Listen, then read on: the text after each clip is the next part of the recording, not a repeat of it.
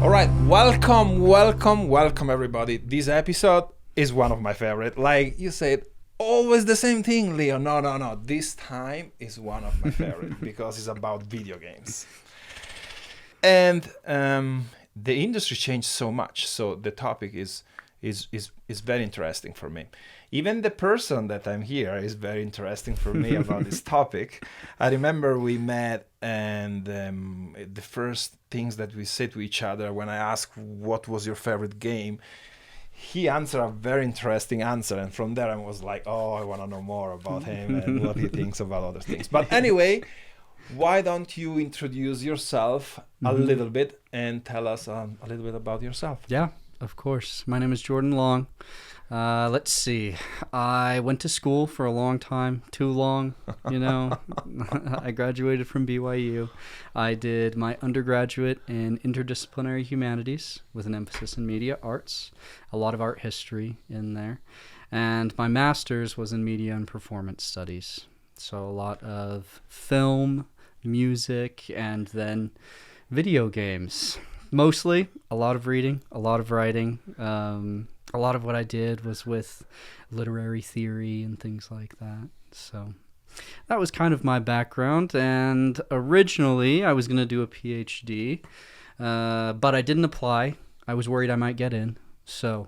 And you told me that you did a lot of research about video games anyway, right? Yeah.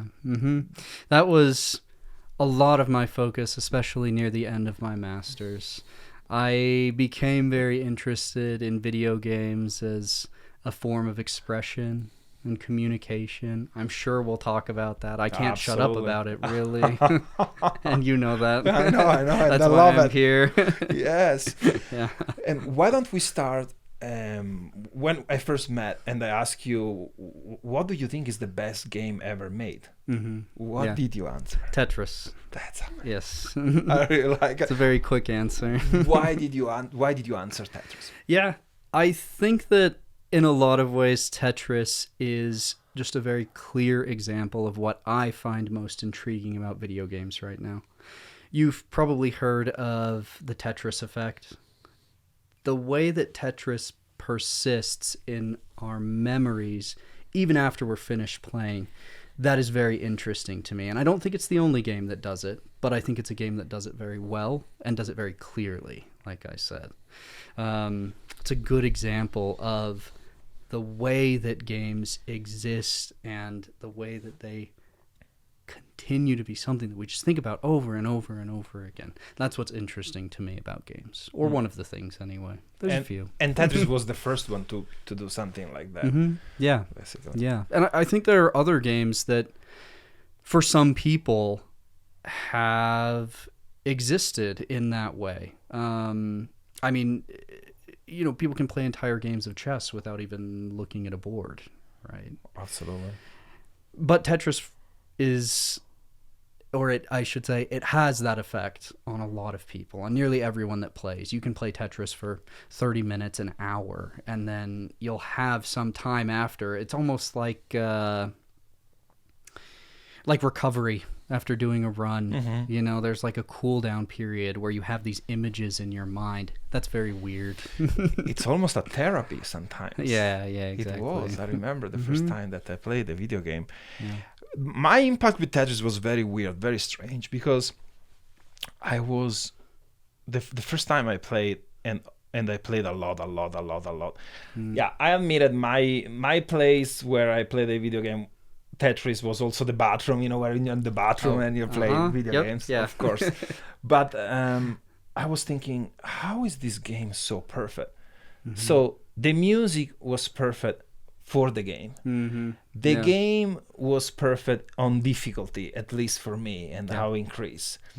And the learning curve was also perfect to don't let you give up, to not to be so easy.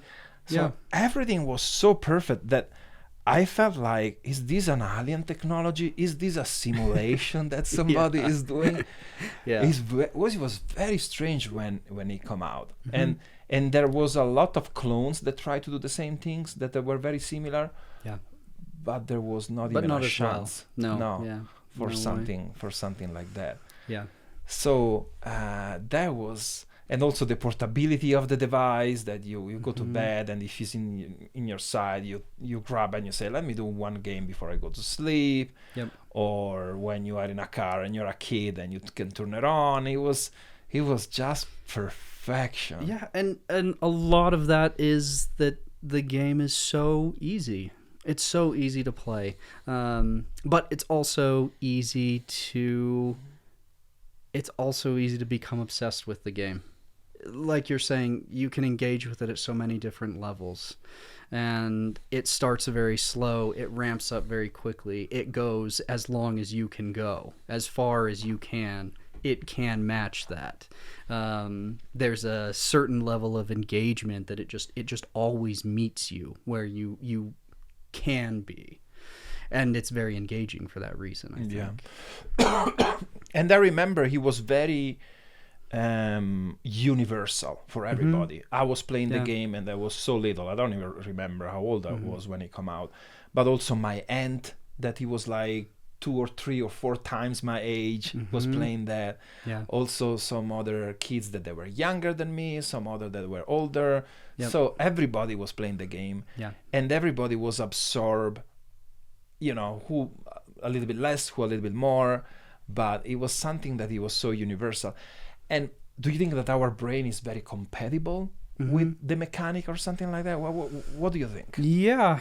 I mean, I don't want to talk about addiction, but yeah, the mechanic of something, because before Tetris there was nothing, and then Tetris come out and blink, our brain immediately link it.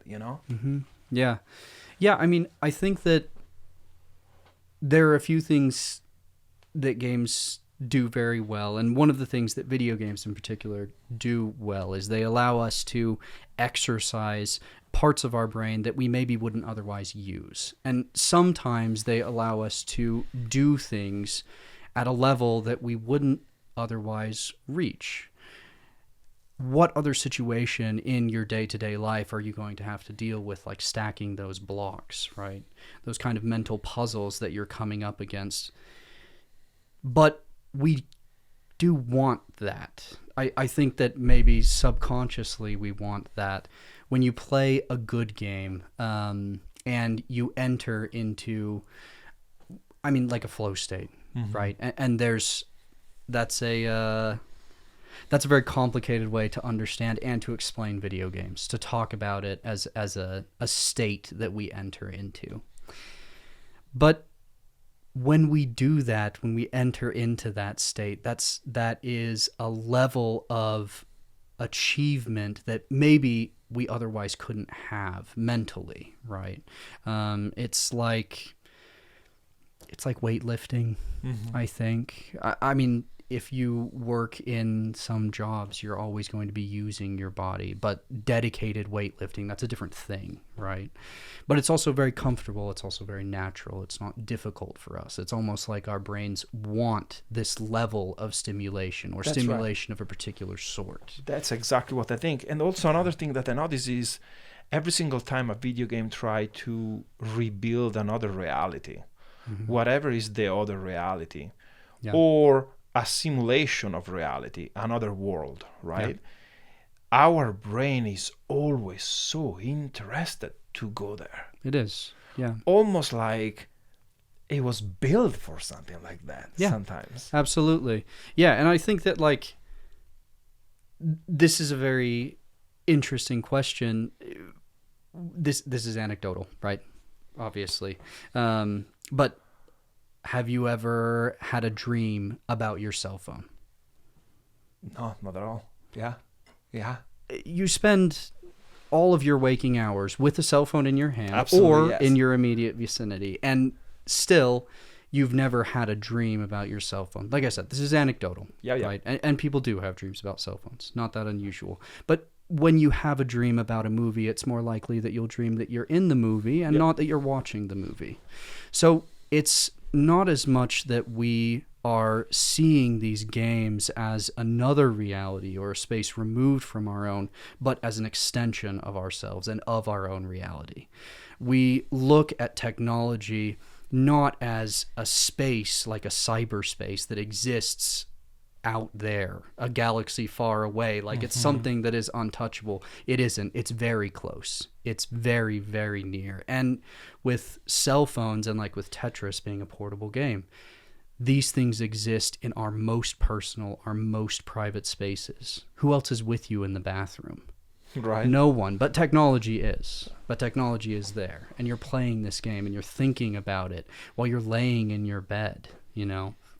It's a very private space. And it is an extension of our world. Not a world unto itself, but just a part of our reality. That's how we experience these things, right? 1000%. Because also, another important point I think that I want to discuss is with the advance of technology and the fact that industries and companies understood that there is so much money involved, we had a lot of more technology to help us to do new video games, a lot of more money, that means more people to develop these games. But still, I have an impression that games didn't become better in the last 10 years. What the heck happened? Why technology, money, and more people working on it, the audience that become wider, why didn't they make games better? I think that the best games are very simple. But to have a really good idea, if you say that some of the best ideas are very simple, to have a really good idea is very difficult to do. Simple things are sometimes the most difficult to understand. And just because you pour money into a game or into a series, an industry, it doesn't necessarily mean that things will get better, right? I think that what is interesting to me about the way the industry has changed, it doesn't seem as though, and obviously, again, speaking in generalizations. Absolutely. I mean, I guess you kind of have to. Right? Yeah, these are all personal opinions anyway. Yeah, of course.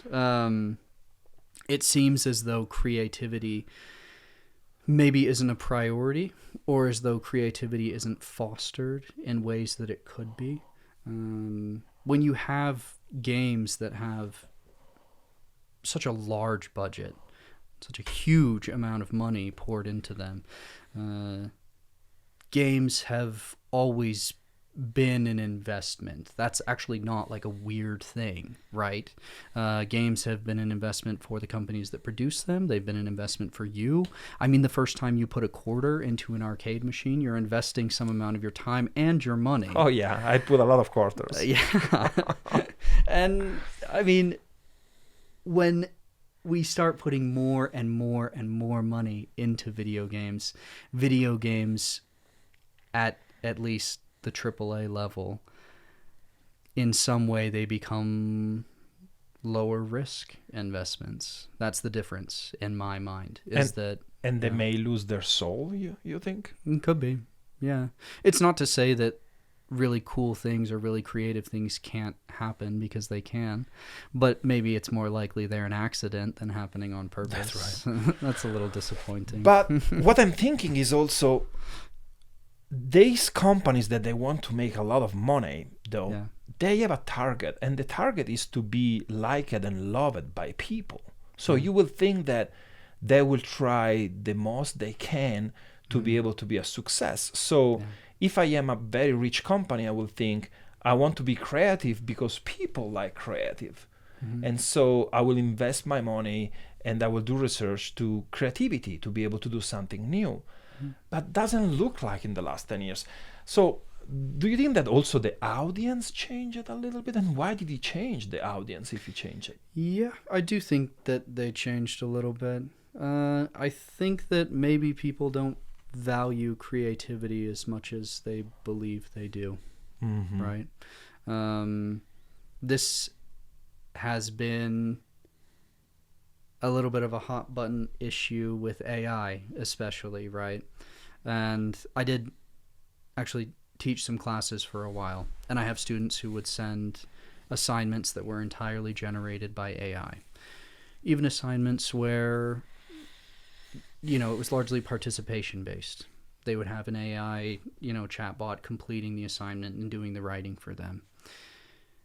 That's difficult as a teacher.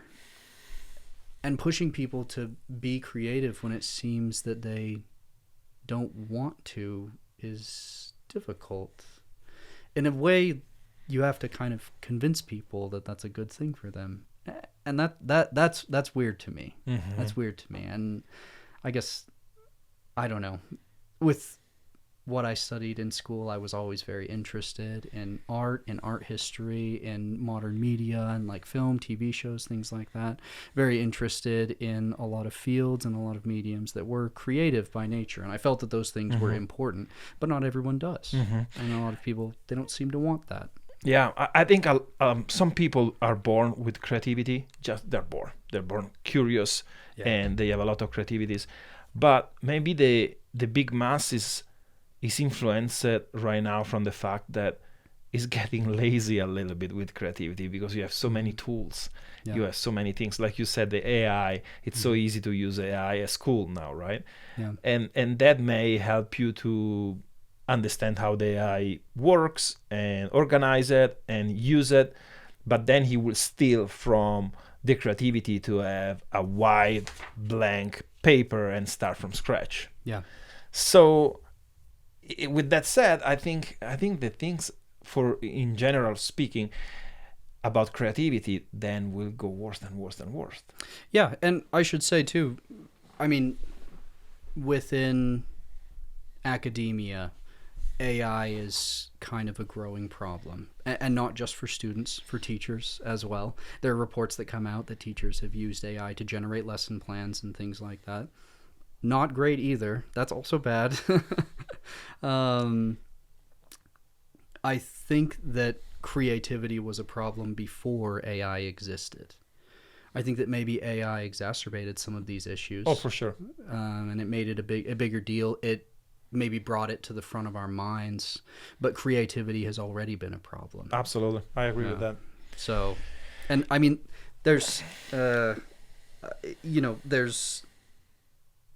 so many authors that have written about things like this. I guess, like, I really liked reading Mark Fisher a lot, and that was something that he talked about, is this idea of like the lost futures of modernity, right? He just really liked jungle music mostly, which is cool. I don't know. I have such a hard time putting it into words.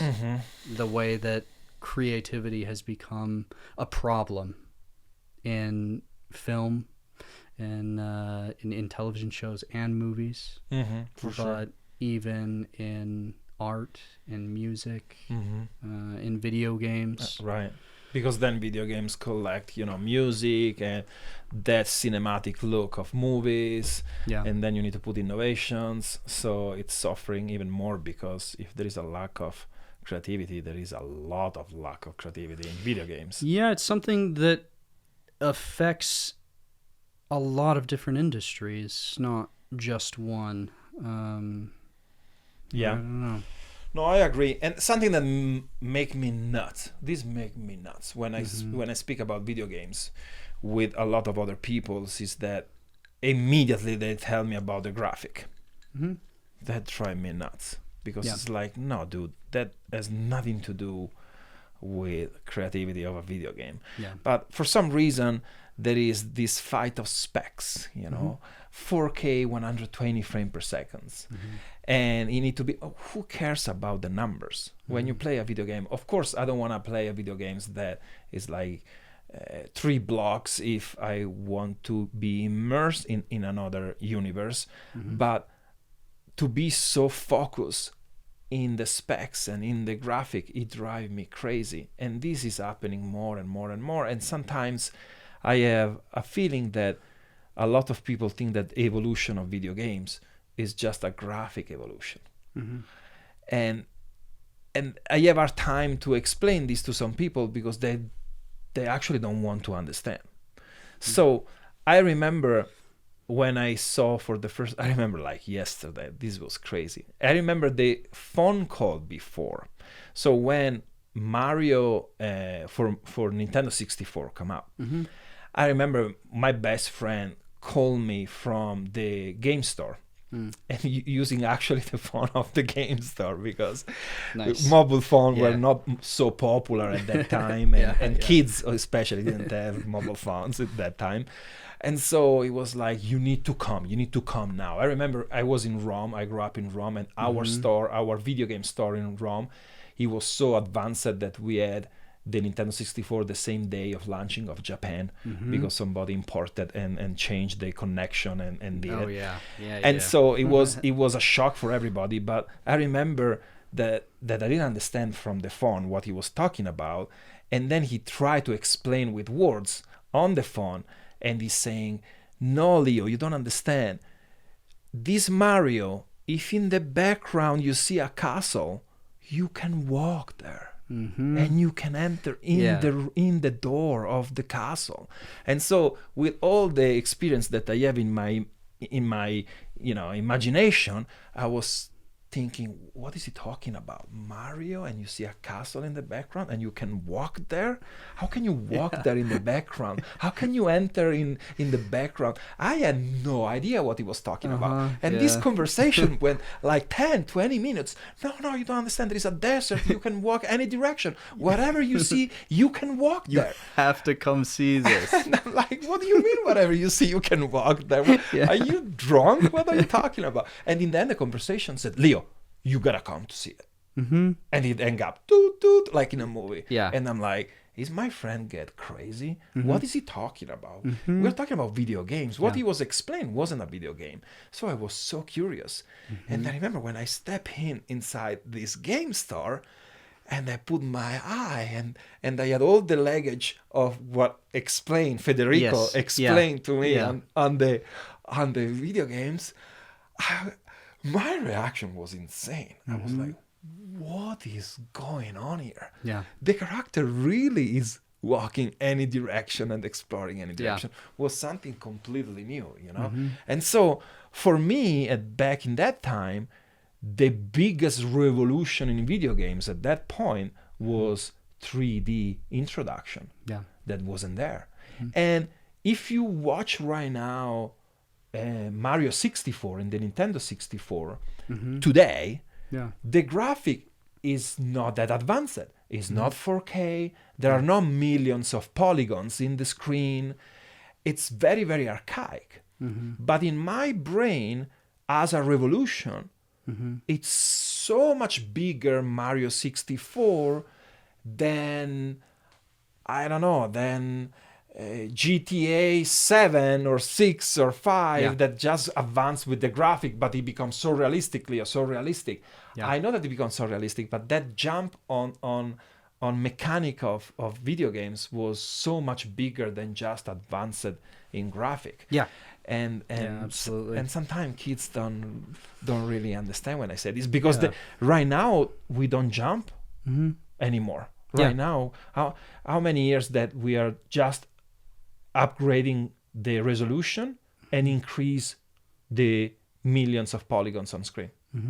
That's it. Yeah. Well, so I think that actually this is, in my mind, one of the reasons why retro games are becoming so popular right now, or they're becoming such a big deal. One benefit of games reaching a point, like you're explaining, of diminishing returns with graphical quality, with frame rate, with, how many different polygons we can put on a screen and all of this, right? We thought for some time that technology was just going to keep improving and improving and improving, and it is, but we've just kind of hit a point where that slowed down a little bit. As that advancement has plateaued, we have somewhere to stand and to actually look back on the history of video games, and we can see very clearly now what advancements were just a huge deal, like the jump from 2D to 3D games, right? And Mario 64 being that first 3D game, that was a huge deal for the series. Even though now we have you play Mario Odyssey and you can like touch the hair on his head, like each individual hair, right?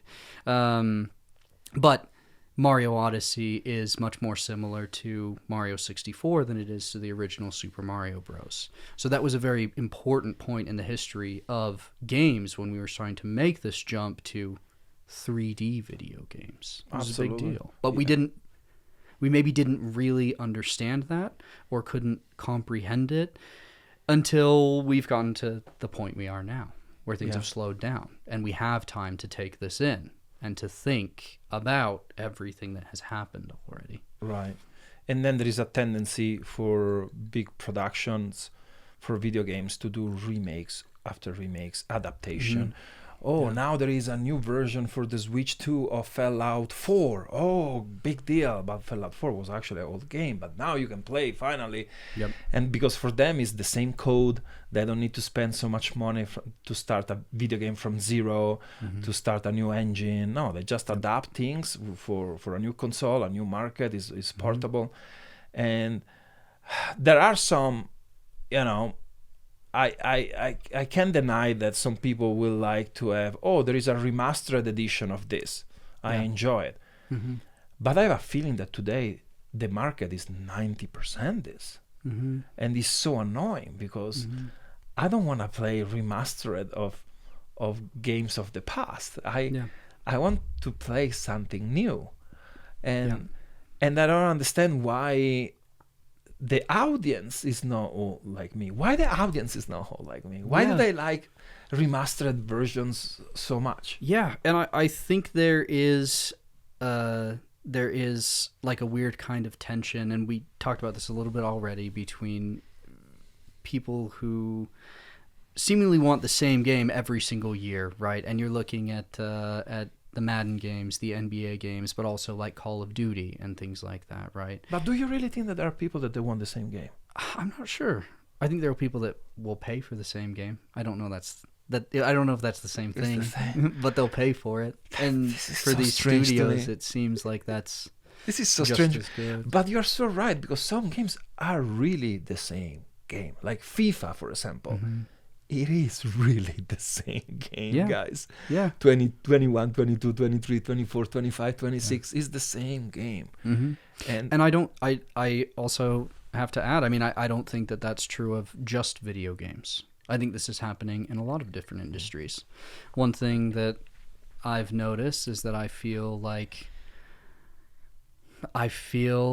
UI all looks the same. It all looks the same. I've been very interested recently in like the weird kind of like bubble graphics. Think like Windows Vista, like that entire style, the fruitager arrow, where it's like it's like biological, but the screen has like dewdrops on it and stuff like that. Yeah, you're incredible, right. Beautiful. It's incredible. Oh, it's so good. But now that's not the case. Everything looks the same. Right. So it's not just video games. This is happening in a lot of different industries. Absolutely, and the usual suspect: music, movies.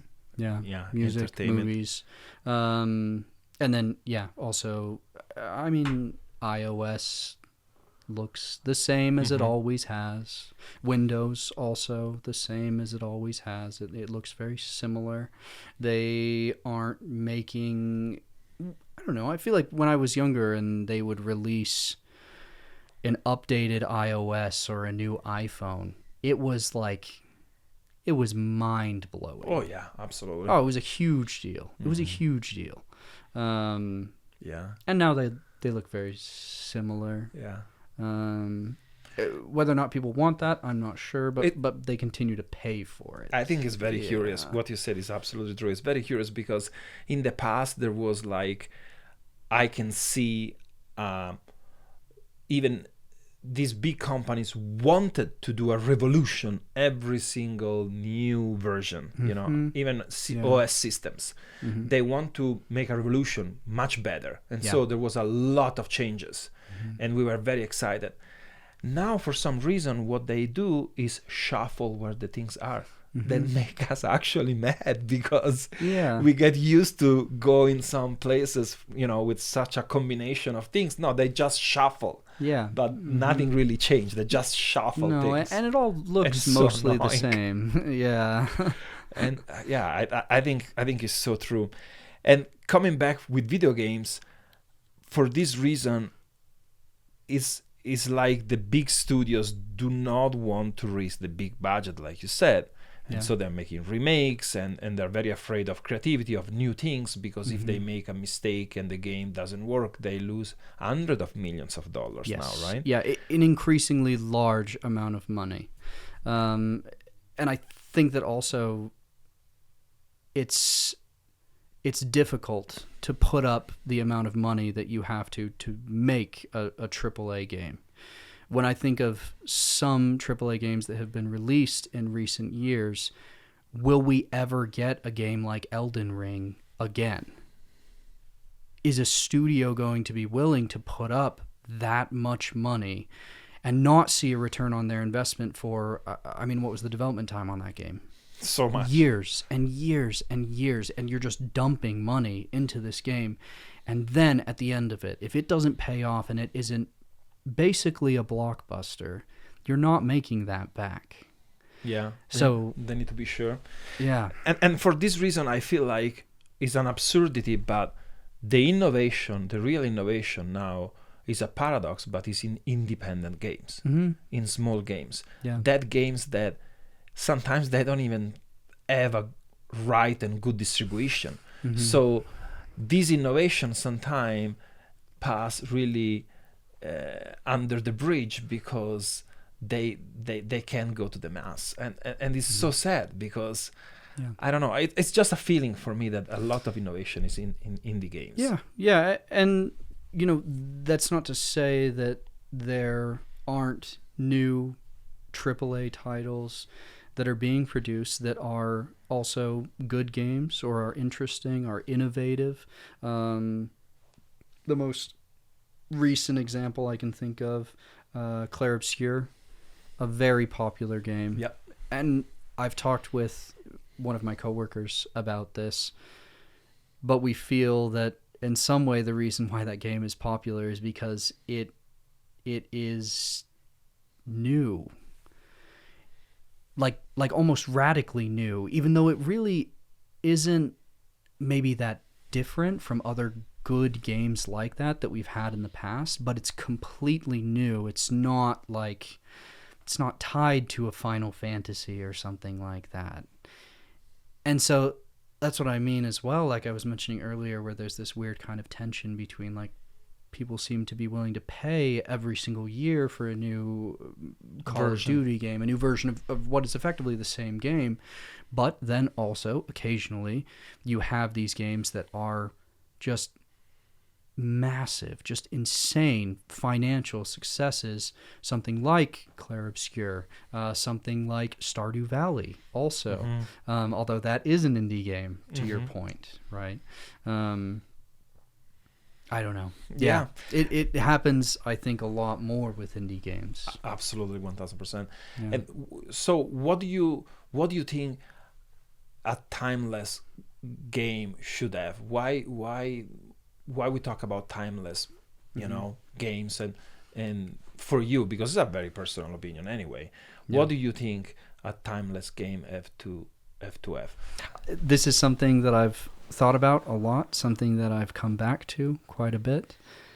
I think that I probably will know eventually, but I don't yet. Yeah, and I think it's a very good answer, because it can be very emotional, very personal, and because it's not a mathematical formula that you can explain and say, oh, let me show you what is a timeless, Yeah. It's like art. Sometimes art comes from inside you, and it's very difficult to explain why do you like a red dot in a white background more than a green dot in a white background. Yeah.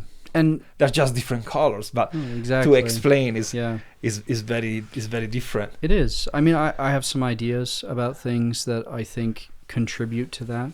like art, like you say, right? I don't know. You look at some timeless works of art, maybe something written by Homer.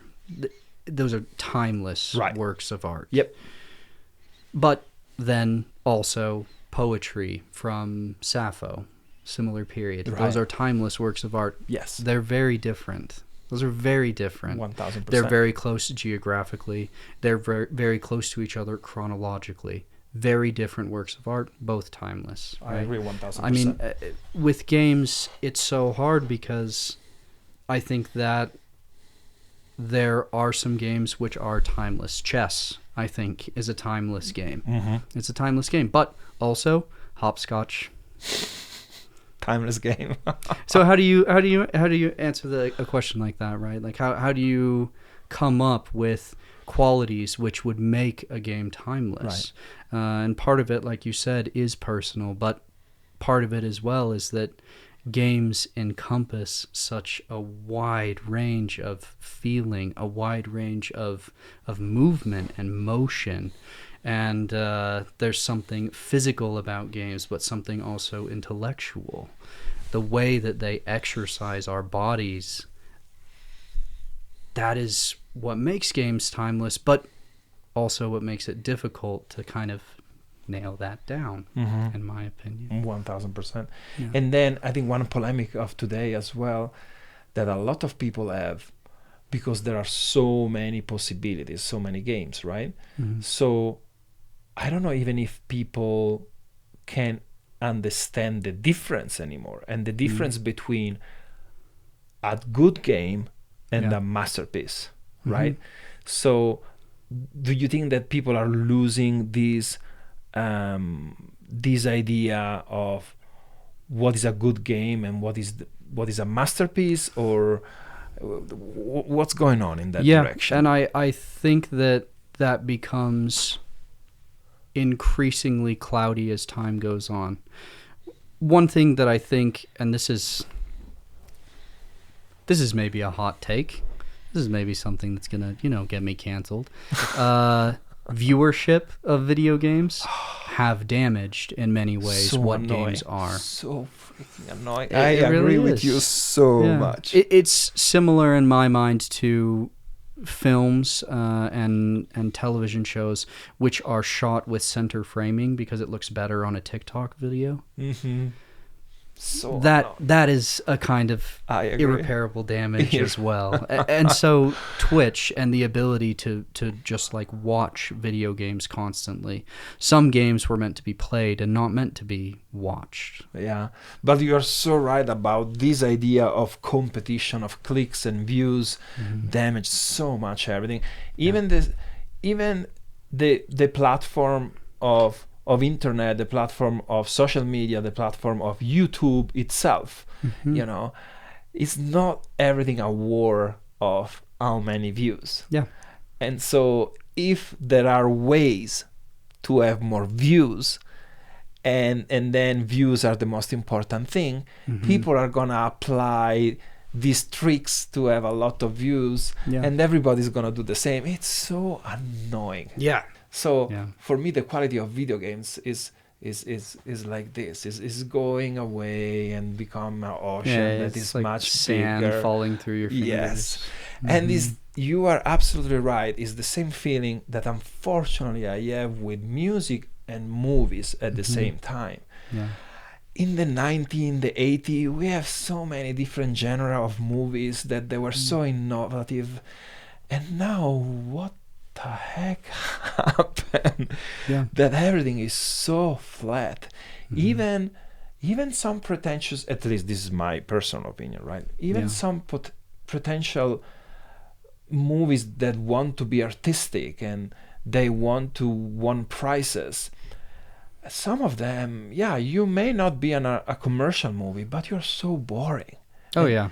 It's not that there are commercial movies and there are boring movies. It's not this the opposite of another one. Right. And so it's in video games is the same. If everybody will ask this question, I think the producer of video games will be obligated to change, right? instead this big mass that they play first view shooters that all looks the same, or games like Fortnite and clones of Fortnite. And I like Fortnite, don't misunderstand. Oh, yeah. I like the game. Well, I mean, I sort of do, but the most innovative part of Fortnite was the battle pass, right? The most innovative thing that Fortnite did was produce a new structure of monetization. Absolutely, 1000%. So Fortnite was innovative, but does it facilitate creativity or does it facilitate profit? Making money. Yep, exactly. Right. And the answer was profit. And then that teach to many other production companies. Yeah, of video games and it's to do the same. It's a kind of creativity as well. That's right. You're absolutely right. But it doesn't necessarily make for good games. Absolutely, 1000%. I don't charge you with the game anymore. The game is actually free. Yeah. I don't even charge you with something that will help you in the game. Yeah. I will charge you with skins. That was insane thinking. It's like very unusual that the most predatory structure that we could possibly come up with. And it works so free. well. Works so well. Yeah, it works very well. Yeah. I love it. You're absolutely right. If you think about it, some classic video games where you buy for, I don't know, we come from Super Nintendo and Mega Drives. You buy the cartridge, you put it there, and you play it, and you try to find every single little secret of that game until you do 100%. Because like you said, that was our investment. Yeah. The money of that cartridge was our investment, and whatever is in that cartridge, in that game, imprinted, we gotta find out because of our investment. But then this monster of, no, don't worry, the game is for free. The game is for free. But it's not really for free. Come to play. Yeah. And massage you, and then take so much more money because you never stop giving money. No, you just keep buying battle passes and battle passes and battle passes, skins, right? and skins. You are so right. Yeah, it's just an endless money Torture. generation. It really is. No, it's torture. Yeah. This is unrelated to your question, but one thing that has been kind of fun for me to watch over the last few years is the just growing popularity of roguelike games, right? Which to me actually are very similar to arcade games, right, in a lot of ways. And there was this weird sort of sort of movement between games where we had arcade games where the goal essentially is to get you to put as many quarters as you possibly can into this machine. This is the basic premise. That's the idea. Okay, well, after we moved away from arcades and we moved into home consoles, well, now the game needs to be beatable in some sense. You have to feel like you got your money worth, and your money worth, that means that the game has to have like maybe an ending that you can get to. Like there's a finite point of exploration. Well, now we've kind of come full circle again with these games that are infinite and procedurally generated, where people want to play a game more and more and more and more. And we've gone back to that structure or something similar to that structure that we had for arcade games, which is kind of funny. Right? Yeah. The circle that we did is really funny. And even the evolution that we had, you're absolutely right. It's so big and so long that I didn't think about it. And it's sad for me that a lot of people that are born right now, they're gonna lose some of the milestone that we saw in video games, because whoever was so lucky to be born before even the Nintendo NES was out, we really saw everything. We saw the Nintendo NES and then all the evolution. No, if you moved through like the PCs, Atari into the NES and then into the arcades, 3D consoles and things like that, PlayStation N64, Saturn, things like that, right? Yeah, you've seen it all. But also I think a lot of these details and changes were also shaped by society itself. Yeah. The arcade idea, right? The place with arcades. That that was another society in general. Oh, it was a completely different time. Absolutely, a different It was only a time. few years, and it was a totally different time. Absolutely, he was for us was a social thing. He wasn't just the video game itself Yeah. that we care, but not that much. He was going to the arcade with Yeah. your friends and spend time there. You know that Yeah, your parents weren't around when you are in front of the arcade. They Yeah. might be, because they were not there watching you 24 hours. You know, they would be You're going to or- Pizza Hut. Yeah, and they or have so- the big red cups, and they have the metal pan that it comes out in that like burns your hands if you touch it. Yeah. Yeah. And Yes, it yeah. brings so many other different things. Like I remember games like King of Fighter, where he become personal, who was the strongest. The strongest was almost like a prestige. So you want to become strongest because you want to impress your friends. And Yeah, it was a social thing. you know, you want to be better. I'm better than you because I'm stronger. Yeah. In King of Fighter. Yeah. And that really worked. You for have the us. higher score. Right? Yeah. Or I play putting one coin and I stay there all evening, but you don't. You need to put coins one after another one because I'm stronger. Yeah. So yeah. there were so many reality Yeah. in the arcade and coin ops that when we went back home to play with our console, we didn't have it. And then another innovation was online, game onlines. So Yeah. this is very, very different from the past, because right now, if there isn't a version that is online, almost a lot of people don't have fun. And it's very interesting to analyze this as well, because I was speaking with a lot of young individuals, especially during COVID time, that their ring of friends were all around games that they could play online. Yeah. So they call each other and then they play FIFA all together, or they play Fortnite all together, or they play Call of Duty all together. And during COVID, this amplified this event. Yeah. And was really the only way they meet each other. Yeah. Yeah. It was their only form of interaction. And when COVID went away, some people get so much attached to this that not really ever come out from that. And this is something completely new, because is thinking about a video game as not an experience of what the game developer want to do and wrote as a script, as the story, and you follow the game. But now the experience is to share memories with your friends. Yes. Yeah. Yeah. And this is like, This is so different, right? no, it is. It's really different. I'm sure that we'll talk about this later, but when you talk about games, what makes a game good? What makes a game great? Well, in my mind, one of the things that makes a game great is that a game isn't actually just a game, but multiple games. The best games are multiple games. One of the greatest card games that you can possibly play, I mean, it's just poker. Absolutely. Right? But there are multiple games that you're playing when you play that game. There are games of probability, games of statistics.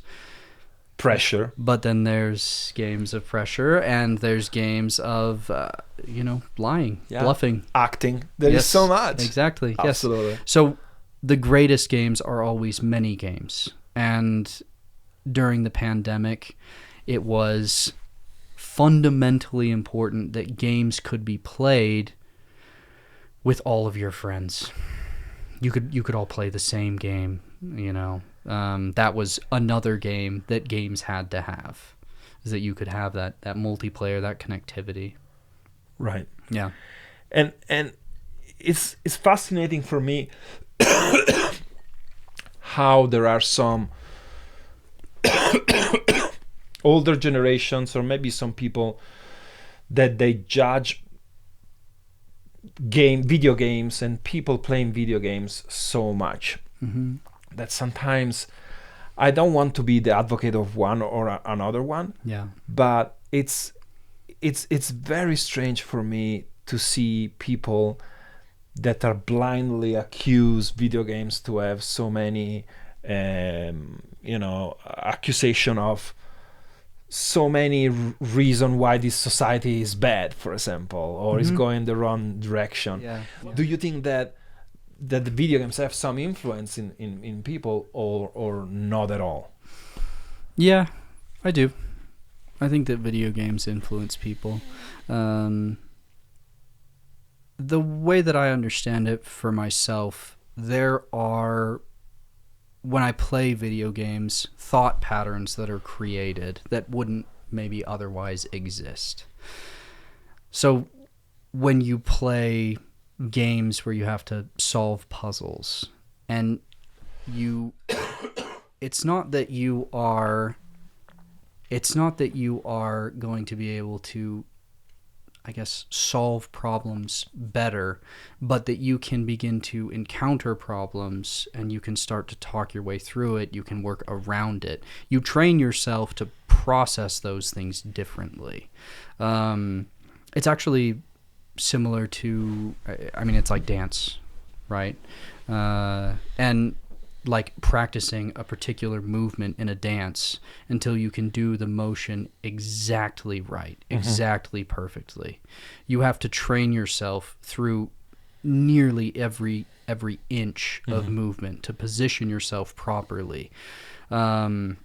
And then when you do the entire movement, it looks very fluid, but that training has already happened. You are moving differently, and it's similar with games. You play games, and they can create new pathways of thought, new ways of encountering problems, new ways of communicating with other people. And that's something that I think is really important about games, especially now, right?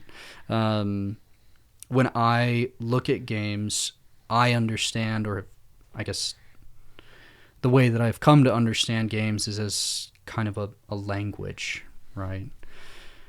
And like any language, that can be used to say some good things or some bad things. But I do think that games can affect people. Yeah, I think that's it. And do you think that one of the secret is the secret of life, actually, that is balance, and video games are actually part of that you need balance on playing video games? That obviously, if you work too much, you're going to go out of balance, and that's problematic. If you don't work at all, again, you're out of balance. If you play too much video games, you're going to encounter some out of balance.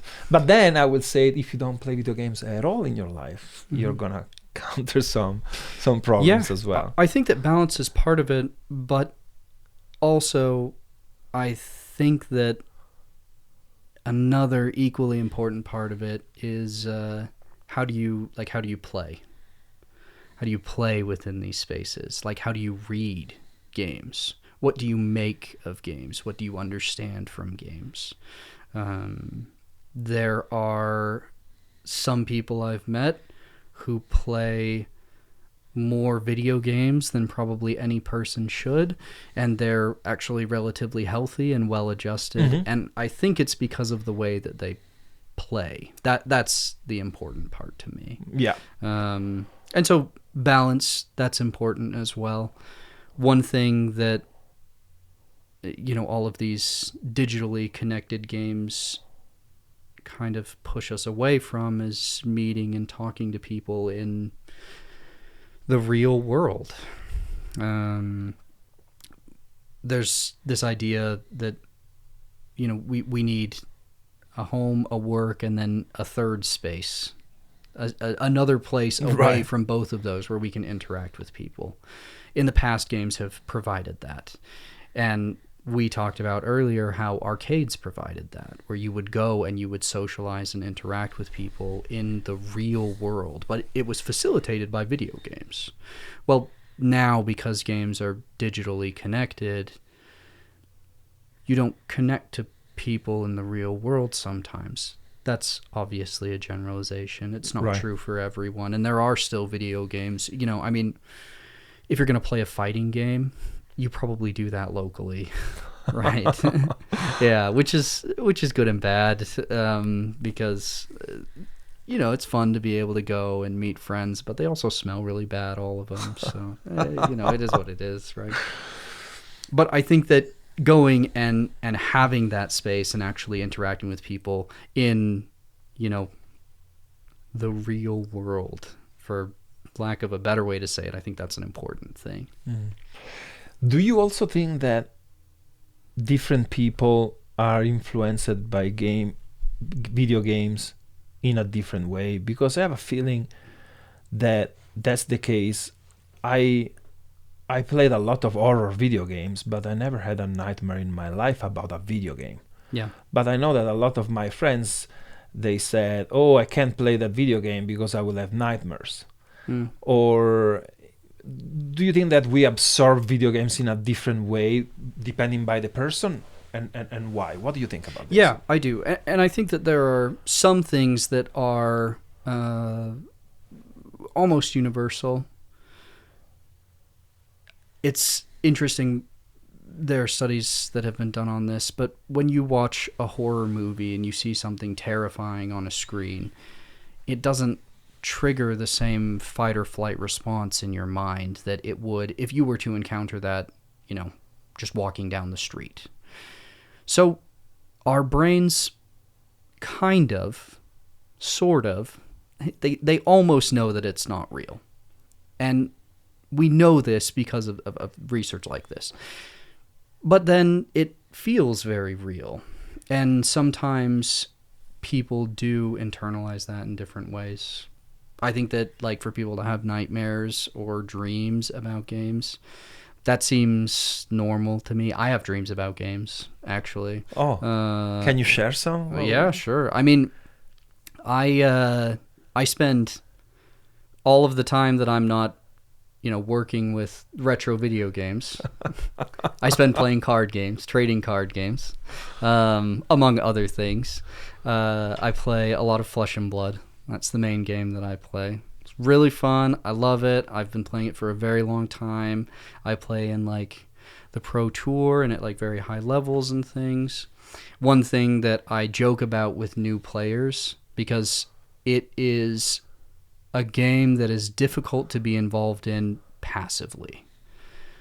It is very demanding. It requires a lot of you. And I have this conversation with new players because they will tell me, they're like, "Yeah, dude, I had a dream about this card game." Oh, wow. And I'm like, "Oh, good. It finally happened. That's so good." It's like a rite of passage almost. This is something that I've seen happen to multiple players because it is a game which is very involved, which requires so much of you. It requires attention. It requires precision. And then it's very natural for that to bleed into your sleeping time. Yeah. So, yeah, I think that's very normal. Yeah. And did you have any dream about video games? And which video games will be if you have some dreams about video games? Let's see. Yeah, I've had dreams about video games. Which video games there? There's a few story games that I've had dreams about. And did they blur out, or do you change the story? How does it evolve? Sometimes, yeah. Sometimes I change the story. For me, it's usually tied to memories of things that are happening in real life. And there will be particular story details that are associated with that. I think this is probably part of the reason why I love Link's Awakening so much. This is, huge spoilers. So if you haven't played the game, have you played the game? Oh, absolutely. Okay, good. Yeah. Yes, a good. long time. I love Link's Awakening. Yes. Yeah, if you haven't played the game, you can turn the sound off for a few minutes or something. But the entire game takes place in basically a dream, right? And it is dreamy. It's similar to, Twin Peaks, which is absolutely one of the inspirations for the game. So when games are dreamy for me, they tie to like real world memories of things happening. And I have like, I don't know, I have an unusual relationship with memory where there will be particular smells or sights or sounds, For sure. and they'll recall very vivid and very specific memories. And sometimes video games trigger that. Sometimes that appears in my dreams. Well, I love it. I didn't know So- that Zelda Link Awakening had some connection with Twin Twin Peaks. Peaks. Yeah. I love both of them. I am a big expert, Yeah. and I Mhm. watched even recently Twin Peaks, and I played recently the Zelda, Mm-hmm. and I didn't. There's know maybe there's a reason why you like both. Yeah, Yeah. right. But what is the connection? Why was influenced? Yeah, I think just in the theme and the feeling Right. of the game. And it does feel similar, right? Yes. You have this area that seems entirely disconnected from the world around it. It's mystical, and it is, I think at times, whimsical, but it's also dark and dangerous. I love the ending of Link's Awakening, Right. especially, where you find out that in some part the reason why all of these monsters have been fighting you from waking up the windfish is because they're fighting for their existence, for That's their right. survival. And so you are made into almost a villain. You waking up from this dream means that everything you're seeing around you, everything that you have created, that all goes away. It disappears. Absolutely. Yeah, I had exactly the same feeling. Yeah. And another things that I was very impressed was how the music was hypnotic for me, even if it was so simple, because Mhm. it was generated by that little console and not with a lot of Yeah. elements, not with a big budget, Oh, because yeah. he couldn't, but still Yeah. he was And- so and- effective to oh, man. hypnotize me. I could talk about that game forever. I mean, it has such a beautiful development story. I mean, it's like I don't even know how do you say it's like an after school program, you know, that these developers are working on this game at the end of the day. They've been working on other games all day, and then they're taking time to figure out, like, well, okay, what can we really do with the Game Boy? And they're pulling assets from all of these other different games to make what is, you know, almost it's like an author writing fan fiction in their free time. Like, it's very weird, but Oh, very it's weird. an incredible game, and it has so much Very heart weird. and so much spirit because of that. Yeah, and I think I'm an extremist about that game as well. I had a device that I bought that was extra batteries that you put under Oh, yeah. an Mhm. expansion, but then as a cable as well to be able to power.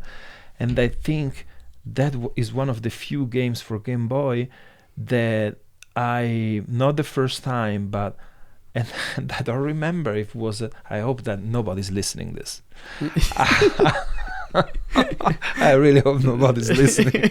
But I think it may be in my bathroom where Yeah. I beat the game in one time.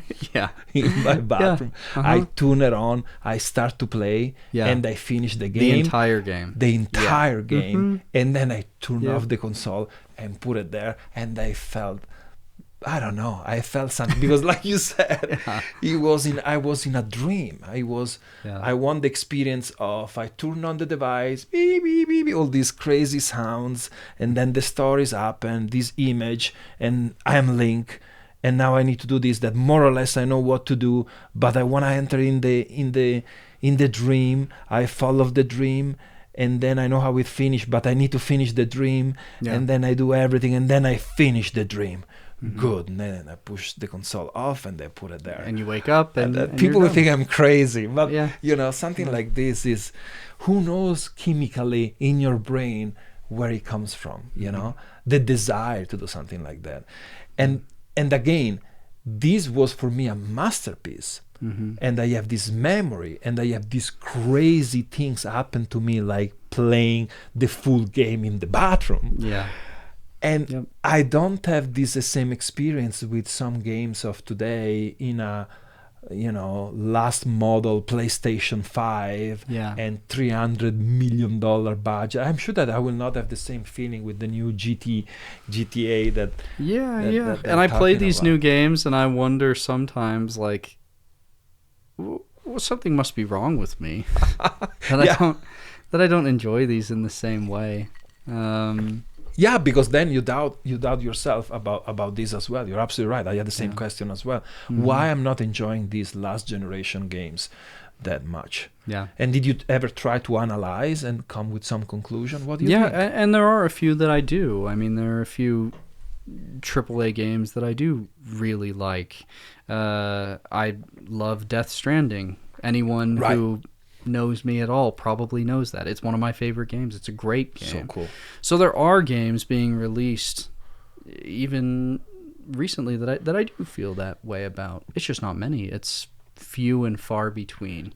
I think for me, though, one thing that I really appreciate about games is a clear sense of aesthetic style and a unity of style.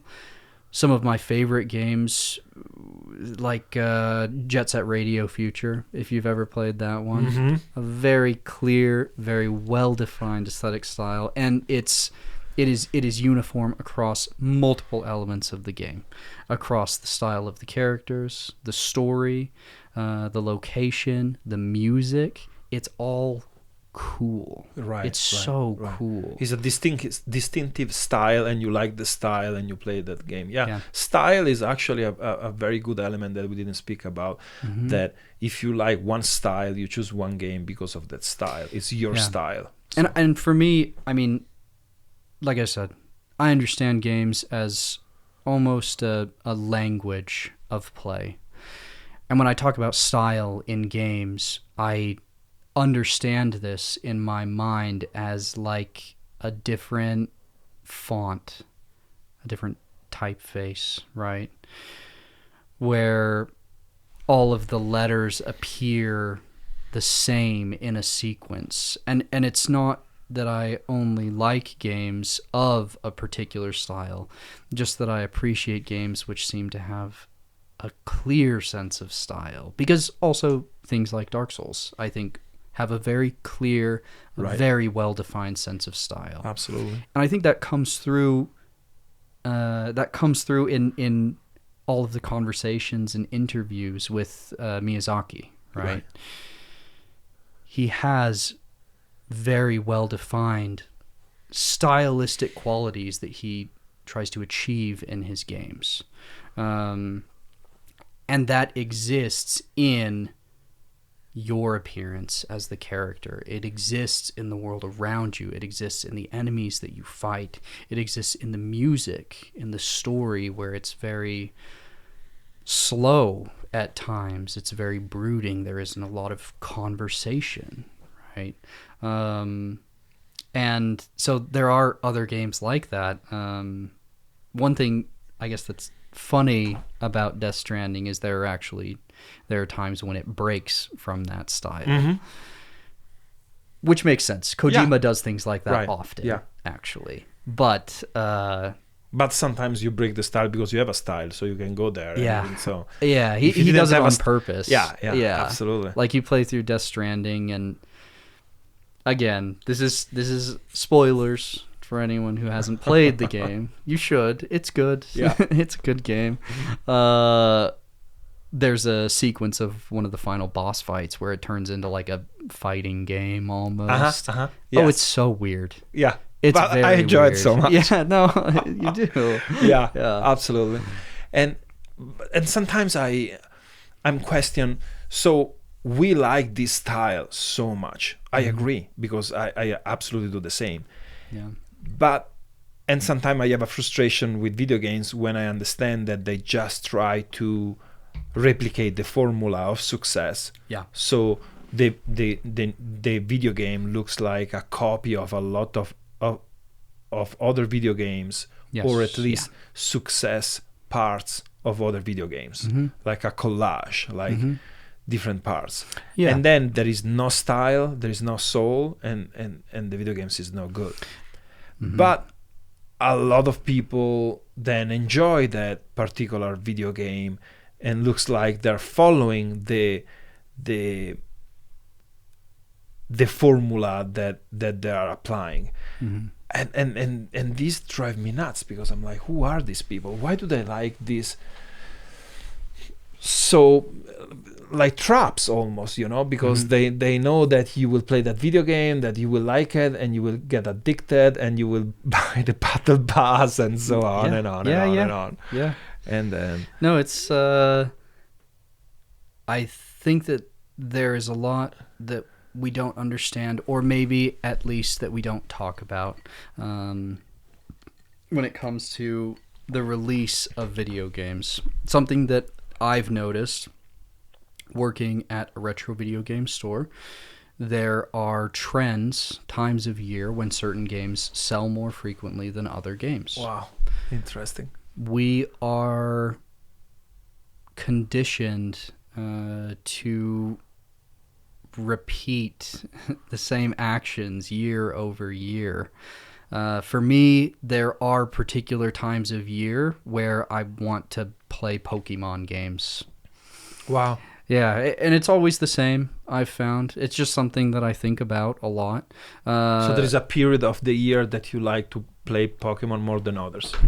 And which one is that? Yeah, I mean, it happens for different games around different times of year. Wow. And I like spring come out and you want to play something. Yeah. And I believe, Interesting. with no evidence whatsoever, I should say, none at all, I believe that that's because those are the times when I acquired those Pokemon games. It was that time of year. Oh, I see.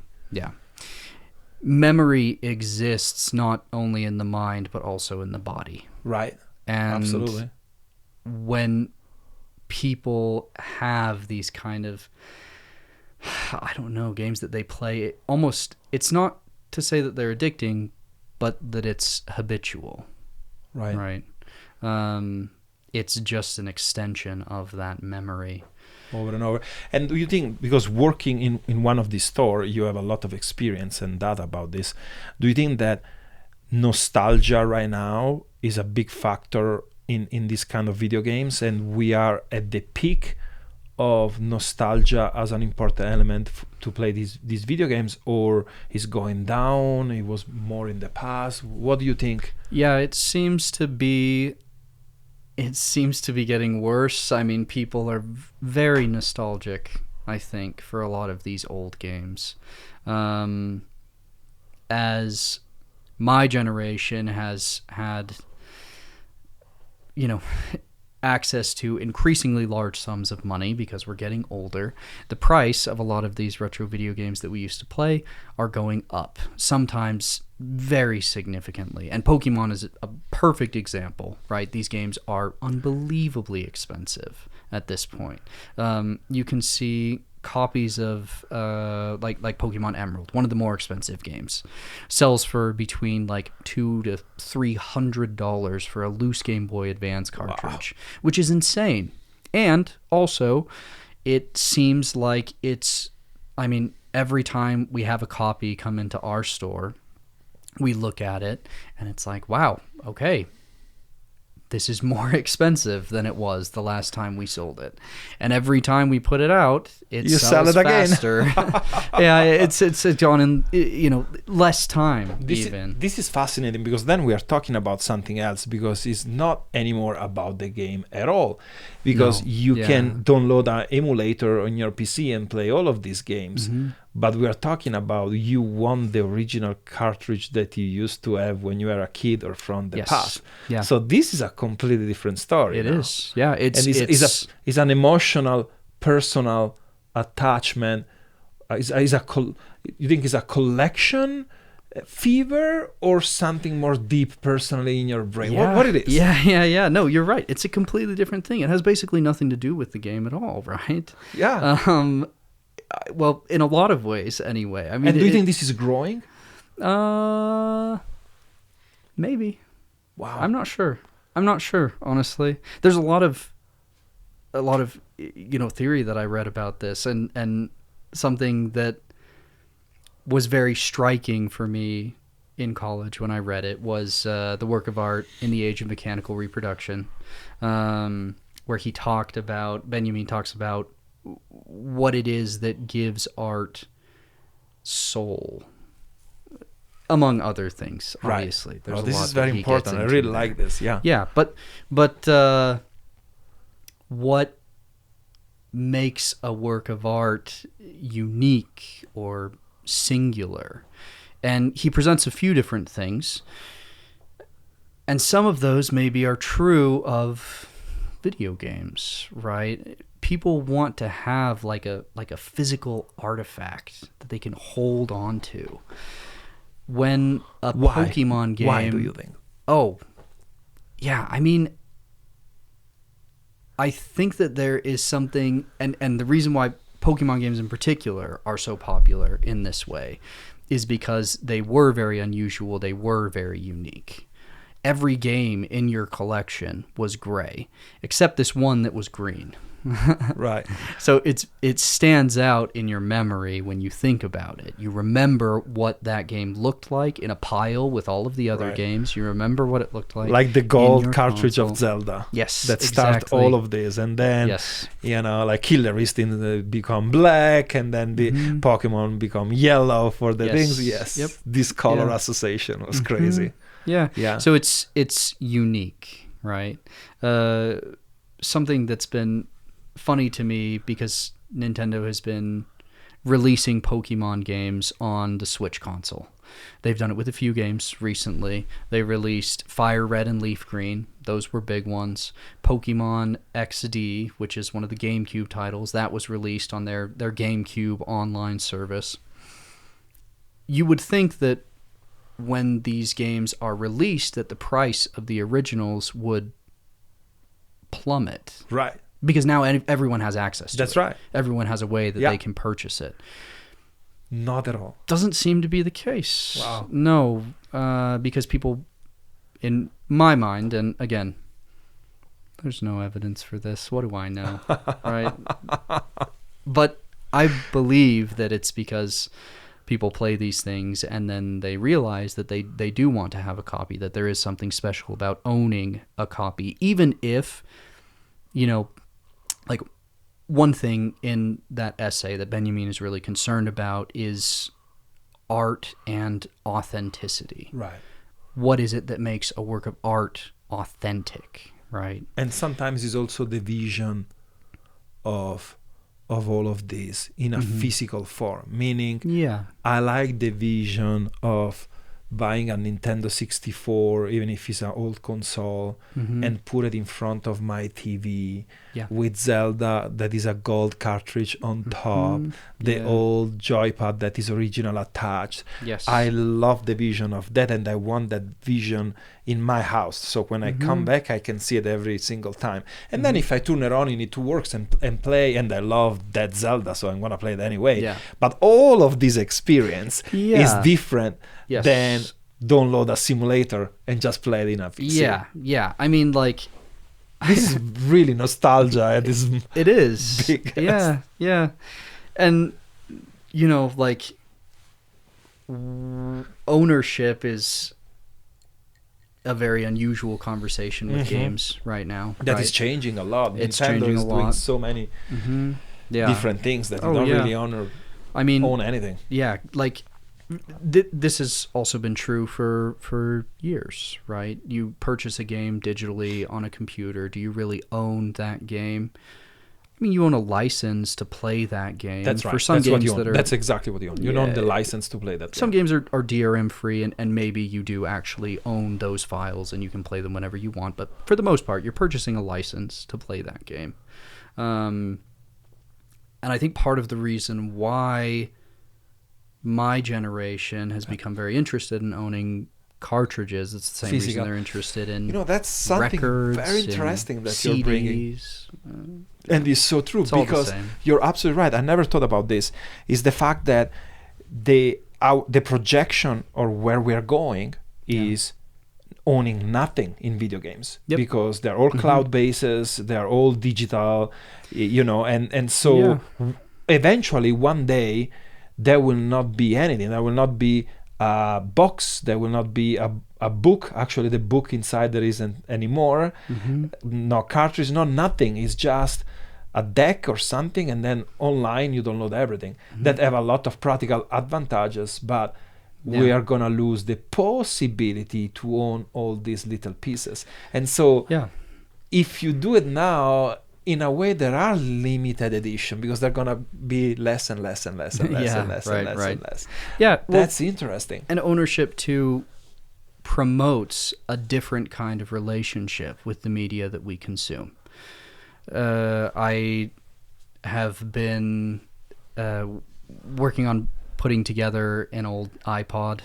I got an iPod Classic and took it apart and put a new hard drive into it and a bigger battery, and I'm now having to deal with downloading all of my music and getting it all, like creating all the metadata, sorting it all, right, putting it into playlists.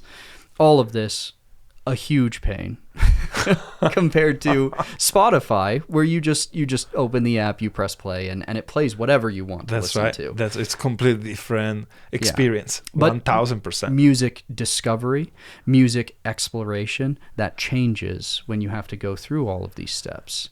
If there's a song that exists in a music library, something that I've downloaded, it's because I really love it. That's right. When I want to listen to a new artist, when a friend recommends an album, I have to go out of my way and take time to go find that for purchase somewhere, first of all, and then download that entire thing. That is a commitment, at least. It's a commitment. It's an emotional experience. Right. And you're absolutely right. And there are different experience. And one more is why records are popular, and they're become popular again in a generation that is very young, that has nothing to do with records. Oh, yeah, right. And maybe it's the same feeling, because they like to touch it, to have it physically, to put it there, the fact that it run, and then you need to, flip it and run it again, and when it's over, you put it away and take another one. And with records too, different experience. You have, with the particular audio quality of records, you have sometimes sound that exists because of the fact that you're listening to just a record. It's not like there's anything wrong with the record. It's just something that happens because you're listening to a record. There are certain sounds that are produced. You are reminded constantly that you're listening to a record. Right. Always you're reminded of this. Right. And actually you like this reminder. Absolutely. If you have a record that is $20,000 that give you the perfect sound similar to a digital copy, that will break the purpose of owning a record. That's why new generation actually like a new record player, but not so extreme, Yeah, it wasn't perfect audio necessarily, right? But you do have that reminder all the time as you're listening to it that you're listening to a record. You know that always. And talking about exactly this, don't you think that sometimes with a remastering of some video games, you actually damaging the video game, because you try to make perfect something that was perfect imperfect, and so in the new remaster of this video game, he'll lose all the charm. Yes. Don't you agree? Yeah, absolutely. Because there is something very special and very important about the way that games are broken. Right. About the way that sometimes they didn't function how they should. You're playing an old horror game and it has tank controls or something close to it, right? Well, it's something that I can't really explain very well, because, for example, if you ask me, for me the best Tomb Raider is the first one. Is the first one for PlayStation, that it was so bad and like almost with fog, and the movements were so ridiculous. But for me, for some reason, that's the best Tomb Raider ever come out, you know? Yeah, and it's a similar thing for like Silent Hill, right? A lot Silent of people Hill, yes. love the first Silent Hill game. So such an experience. It's all about yeah. experience. In Yes, absolutely. it's all about what experience Yeah. you had. And those broken controls, they are a necessary part of that experience. It's something that, another thing that's been interesting to me, we have some controllers in the store that are modern recreations of, you know, an N64 controller, for example. So we have a controller that has a very similar, or a similar color scheme, maybe. It has all the same buttons. It has a joystick that looks similar. But because it doesn't have, you know, those 3 prongs, very weird design, people won't buy them. Even if they're very high quality controllers, even if they're, you know, top of the line, they're really great. It. No one cares. They want to play Super Smash Brothers with a GameCube controller, and they will not have anything else. It just doesn't matter. It doesn't feel like the right game unless they're playing it with that controller. That's so fascinating. And now I want to ask you something very much related with all of this that I never thought before. So you see, there are on play so many different emotion that we have, that we attach on video games. So many different emotions, right? That they can go so far from just how well written is the game, how beautiful is the graphic for the game, and all these things. Yeah. So my question is, do you think that in the future, to play a video game built from an AI, even if is entertaining you so much and is such a good game, but for you to know that was built from an AI will be a different impact, or doesn't matter for you, doesn't change the experience that you will have? What do you think? Because this is a topic that with guests I'm talking about so much. Yeah. I mean, it's a big deal right now. The AI thing is a big deal. Everyone seems to be talking about it. But for you to know that is AI changed the experience, or not really? If it's a good game, it's a good game, period. Yeah. Or not really? What do you think? Yeah. I mean, knowing is half the battle. One thing that has been, or I should say, one thing that's been difficult for me with AI is that I feel reasonably confident that I can read something and discern pretty quickly whether or not it was generated with AI. I spend a lot of time reading, a lot of time writing, and there are things that I've noticed, things that I've picked up. Obviously, I'm not correct all the time. I don't think that I am, but I do think that I can figure out and put it together usually.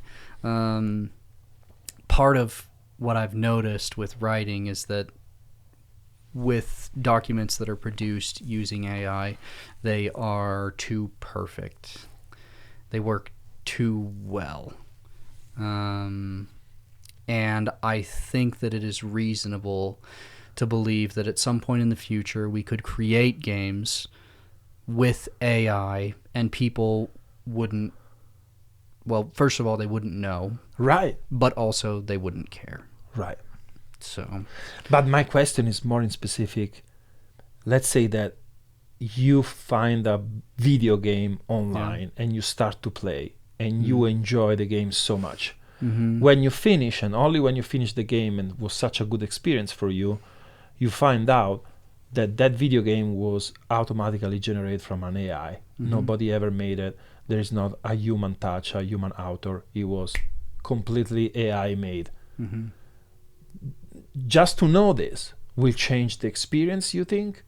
Because it's a different emotion, and it's a compilation of emotion that is more organic and coming from, like we say, nostalgia, the owning the real cartridge. To know that there is no human will bother you or no? Or you don't know yet? That's a valid answer as well. Yeah. I'm not sure. I have some ideas about it. I don't know that I've completely put it together. Right. I think that it is possible to have very moving and powerful emotional experiences through products that were not created by human hands. Actually, I think that we've been feeling that basically forever, right? I mean, there's whole artistic movements dedicated to standing outside and looking down from the top of a mountain. You didn't make that. I didn't make that, right? And because that's not created by a human, is it invalid, or are the feelings that you're having invalid? Probably not, is my reaction. It is concerning to me, but AI to me is concerning for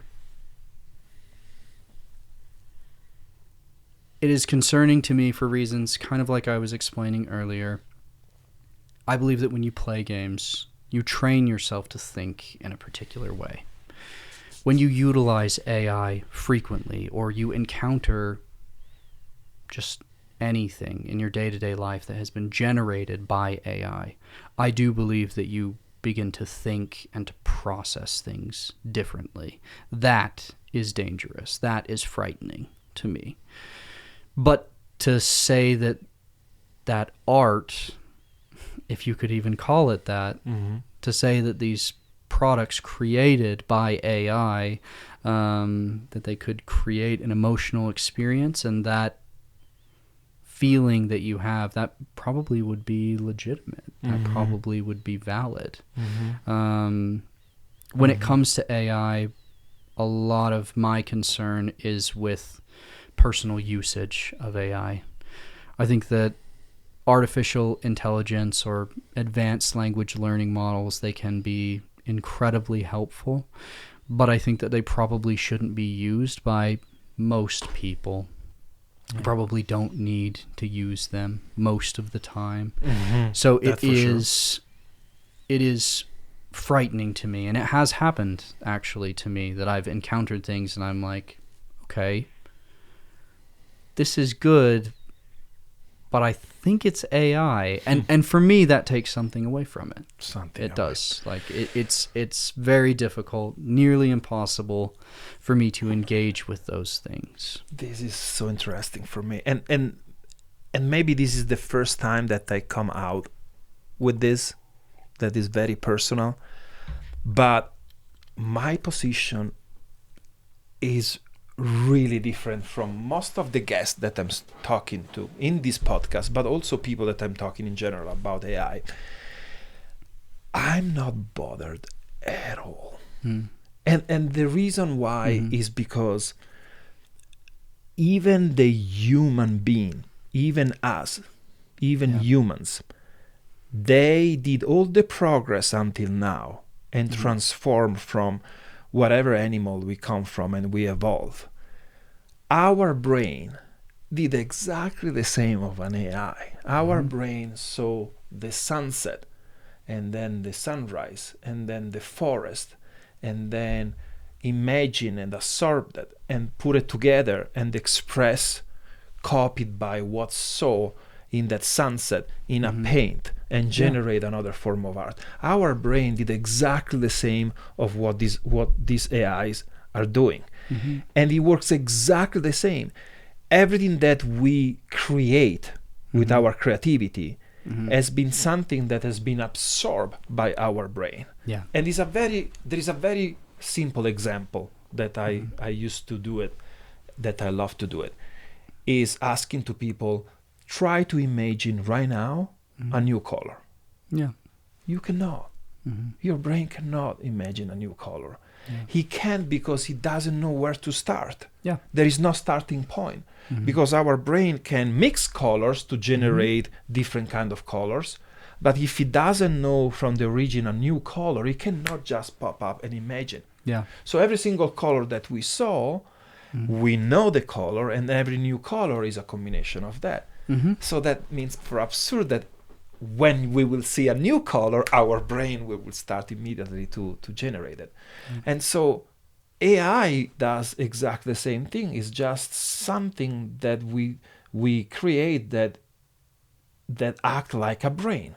So he's absorbing things, and he will generate even a form of art that we can look, and it can be actually original. I believe it can be original. I believe we can see movies in the future and music and video games completely built from AI, and they are legitimate form of art. I never come out with this, but this is what I really believe. Yeah. And he will not take anything from me, from the experience that is a masterpiece and that is a form of art, even if no humans were involved. Yeah. You know? I think that We just need to get used to, and humans are very slow to accept things. Is that fear to accept new things. Yeah. You know? Absolutely. There's a hesitation with AI. I think that for me, one thing that I've found that is very common among the different like artistic periods that I like. One of my favorite periods of art history is early modernism. And in my mind, this is a period of art where things were very broken. Right. And that was kind of the point. Right. Painting with, for example, the Expressionists, it becomes obtuse. It becomes a little bit muddy. That is interesting to me. It is interesting when things are broken or when things don't work in quite the way they should.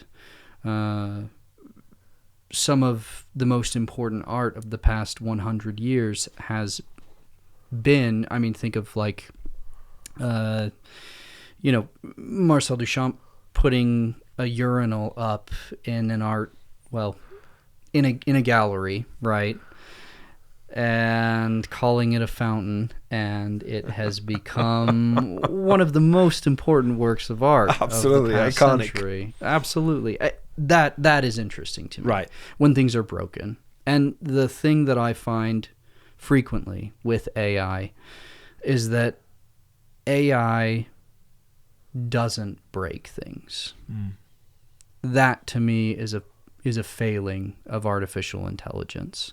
But maybe because he's not trained to break things yet. But one day he will learn that randomly sometimes you can break things and it's okay, and they will start to do that. You know, and that's what I think when people say that AI it's missing some kind of humanity. I think that's what they mean. It is very human to make mistakes. It's very common even to make mistakes. Can you train a language learning model to make mistakes? Yep. And when to make mistakes. Because it will be a formula. So you need to say sometimes, make a mistake, and then it will say, what do you mean sometimes? And you can't do that. You can't do that. This is the problem to me. I have some weeks where I feel like everything for me is going very well. I feel like I'm doing a very good job at many things in my life. Now, I have other weeks where it feels like absolutely nothing can go right. It happens all the time. That's right. There doesn't seem to be a lot of rhyme or reason to it. Right. Why there is on no a particular logical explanation. Is their emotions? No. What, like on a particular week? Why do I, sleep through my alarm, and then on a completely different day spill my coffee in my car, and then on a completely different day that week burn my dinner? How do you program that? How do you program a computer to have, because it's not that those things are random, because they're not always random. That's a very important point, I think, even in making video games and the evolution of video games, because that could be the solution. How do you bring back good video games? maybe the answer is exactly what you said right now, is make video games with emotions. Yes. Stop to make video games with formulas and research and data, and start to make video games just with emotions. And this is extremely dangerous for companies, because emotional video games, you never know, could be a total failure. It could be the biggest jackpot that they will ever do, but that means invest money that is unknown if they will return or not. And that's maybe why indie games can do more than big companies, because the big companies, they can gamble with this. They need a big return, so they cannot play and start a video game with emotions. And that's crazy, because it's exactly, now that I'm thinking, all the video games that I am attached and I love so much to call it masterpiece in my mind, I think the authors made it with emotions. I don't know if you ever played Another World, the video game. And I really recommend it. The video game is made by one person. He's a French author that made all of this game with a technique of a camera and recording real things and then digitalized. And he created this idea of a guy that is going to another world. And I can see the emotion of the game. And then there were a lot of other video games that try to do the same, but never get close. So maybe big companies can start to have a laboratory of emotional video games, meaning does anybody do this? Does anybody invest on emotional authors rather than numbers? I think if you want to really make good video games, you need to make mistakes. Some of my favorite video games are very, very just weird. And they weren't always necessarily good games, right? Actually, Link's Awakening is kind of a funny example of this. That is a weird game among the canon of Legend of Zelda games. It is unique. There are things about that game that are weird, things that slipped through the cracks. I mean, the developers talk sometimes about how they hid story elements because the stories of Legend of Zelda, they weren't supposed to feel like that. Or go in that direction. But but they sneak it in. They sneak it in. Yes, they did. Yeah, and it's weird, and it's in many ways incorrect or wrong or a mistake. Right. It was an emotion from them to put it there no matter what. Yeah. And they needed to sneak it in because there was no other way. Yep. Yeah. And for independent developers working as maybe just by themselves. Maybe you're working with a small studio, but maybe they're just working by themselves. When they make a mistake, sometimes it's very natural. It's something that might have been caught at a larger studio. It's a bug that maybe someone would have noticed in quality assurance when they were testing the game. But because it's such a small group, they didn't. Something falls through the cracks, and then it becomes very significant. Even though it's weird, even though it's out of the ordinary, even though it really probably shouldn't be there, it becomes very important. And in somehow, this is what you think big companies or any company should try to do, this to fix this problematic of video games that are getting worse than the past, or there is something else that you think could be effective to... Yeah, and it's difficult to say even that video games being released, it's difficult to say that they have anything wrong with them. Because actually, in large part, they don't. They're still making money. They continue to make money every year. How could you call a game like that a problem? Because it's so obviously a solution to making money. And seemingly endless amounts. Yeah, and if there is an audience, maybe we don't like it, but somebody else does. Yeah. So, why would you do this? Like, why would you create a studio or make a small team that's going to try unusual things and make mistakes? They would only do that if that would make them money, and it might not. Right. And then this is my last question for tonight. Where do you think the video games industry is leading? Where are we going? What will be the future, even with this possibility of AI to make infinity video games, and you can maybe build video games by yourself, for yourself. Where is the future of video games? Where do you see the projection in 10 years of video games? Yeah. It's hard to say. I talked to my dad because I play video games because my dad did. That's why I play video games. Some people play video games because they just found them when they were a kid and that was what they got into. Not me. Some of my earliest memories are holding a controller. It wasn't even plugged in. I didn't know that. I was having a great time. I love this but so my dad much. is playing video games, and he's given me a controller, and I'm just sitting there, and I'm having the time of my life. I don't really know what's going on, but I play video games because my dad did. I love it. And I talk to him about these kinds of things often.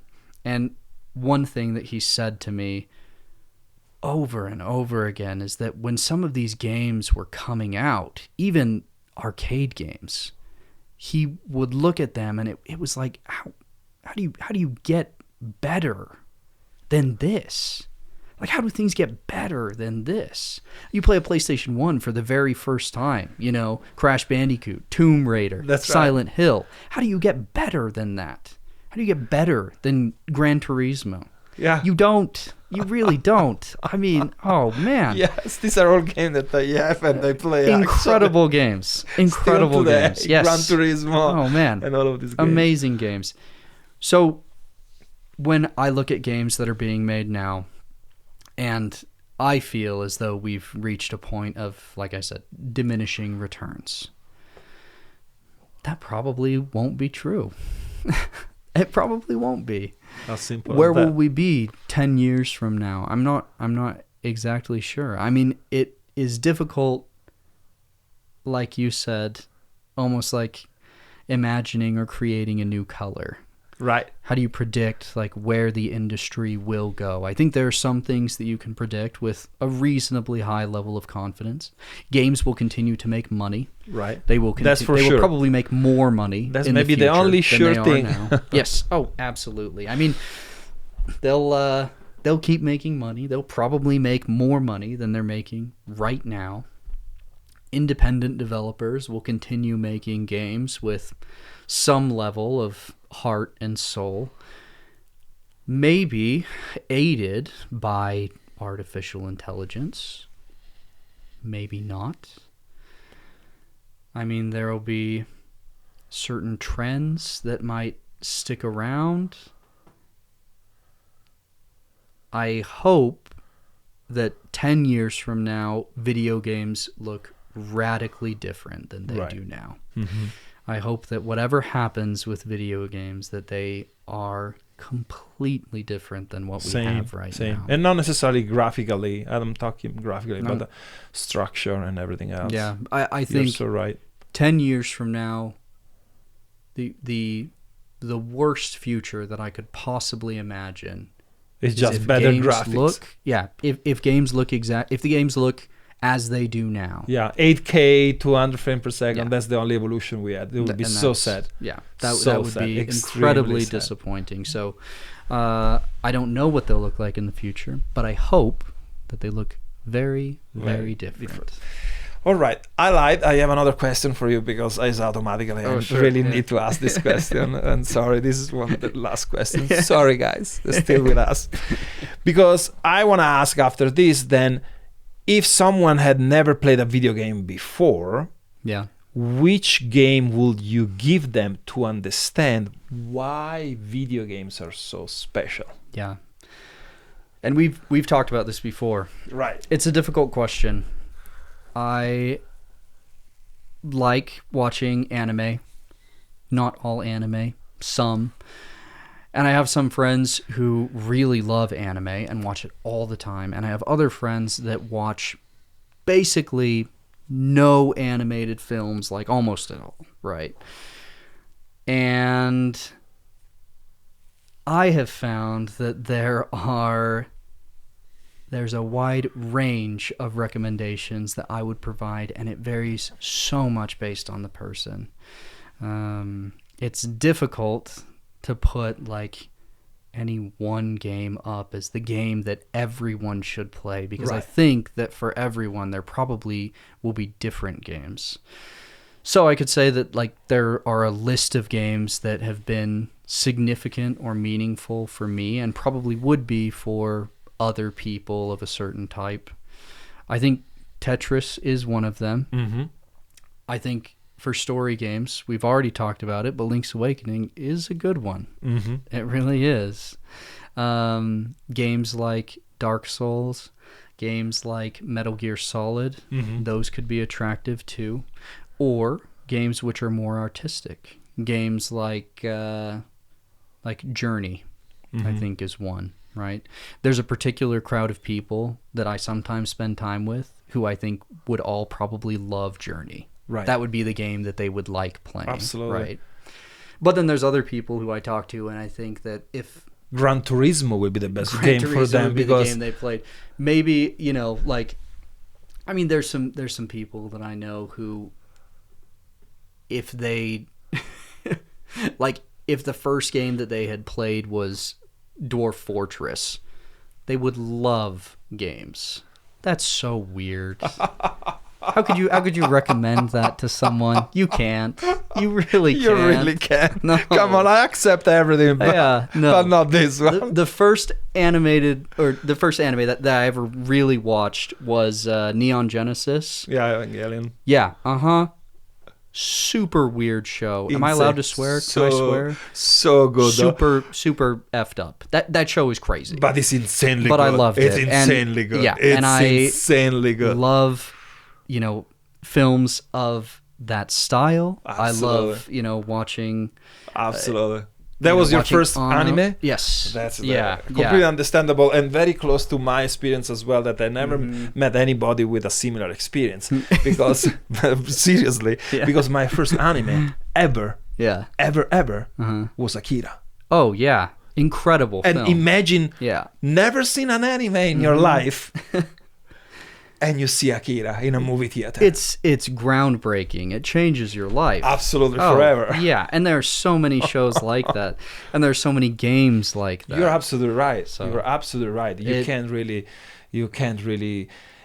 You need to study the person to understand a little bit more the person to align of what he really wants to do. Yeah. And I swear this is the last question. I swear I lied twice actually already. No, so fine. We need to put an end of this because we are way over 1 hour and we are gonna if it was for me and you, we will go forever, but we need to finish just even for distribute this podcast, because if we don't finish this podcast, we will never distribute this podcast, so nobody will ever listen. We are just gonna be here also, talking about video games until we die of starvation, and they might not listen anyway. Exactly. Right? So who knows? But my question is, are you aware that there is a video game that means so much for you, that is a masterpiece for you, but you are absolutely aware that the game is nothing special at all? Can you admit it? Any game that is in this condition? And let's try to explain why. Yeah. There's a few games that fit that bill. Patapon is one. Have you ever played Patapon? No, what do you do in Patapon? Incredible game. It's so good. Now, this is kind of cheating because you said a game that, probably isn't good. It's a great game. Oh, here we go. Incredible game. No, you need to admit that the game is nothing special, but it's special for you. Yeah. And let's try to find out why. And I think I really like rhythm games, and that can mean a lot of different things. I mean, I liked Dance Dance Revolution when I was younger, right? But this is a very weird sort of rhythm game. I don't know. Yeah, if you've never played it, it's a PSP game. Okay. There's 3 of them. Right. You control a little tribe of creatures, and you are the god that beats their war drums. So as they're marching to war, you're the one that, the rhythm that you're beating. This is how you control their attacking and defending and I love movements it already. and all of this. Yeah. Like I said, incredible game. There's really not much more to it than that. It's so good. It's so good. I really believe you. Yeah. So guys, please go to Google this game, fall in love with this game. Yes. And you will tell us what do you think. For tonight, we need to give an end of all of this, even if we can stay over and over and over. Yes. Well, thank you so much for this journey, let's say. I hope that somebody will watch it, like you said. Mm-hmm. I'm sure that a lot of people will. I'm sure that a lot of people will share the same idea of us. Mm-hmm. And we are all playing this game of life all together, so we don't know where video games really are gonna go tomorrow. Yeah. But one thing is certain, that we're gonna be here judging with a personal taste, like we did today. Yes. All of this. Critiquing.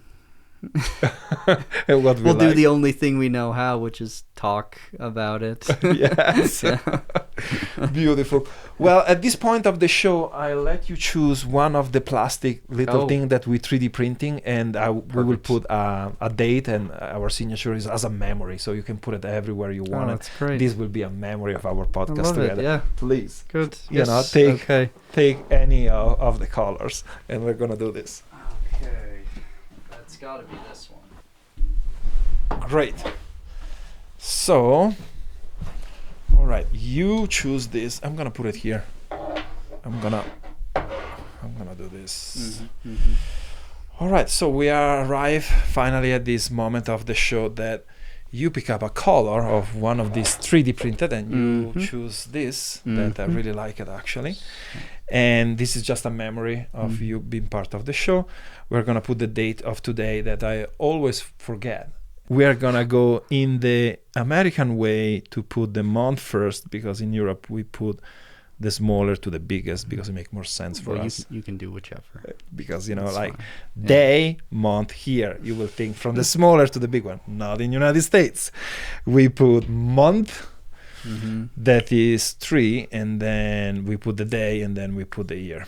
Okay, we like to do it like this. And this is you to sign and to keep and bring it at home. And I hope I'm signing it too. Yeah, sign it, and you can write whatever you want. I'm gonna write also something in Italian. I'm gonna write bravo, that I hope you know what that means in Italian. Yeah. Because I really like this episode.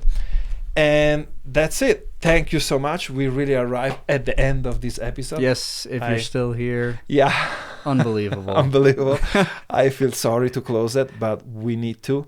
And good night, everybody. Mm-hmm. Thank you so much to be here. Yes. That's it.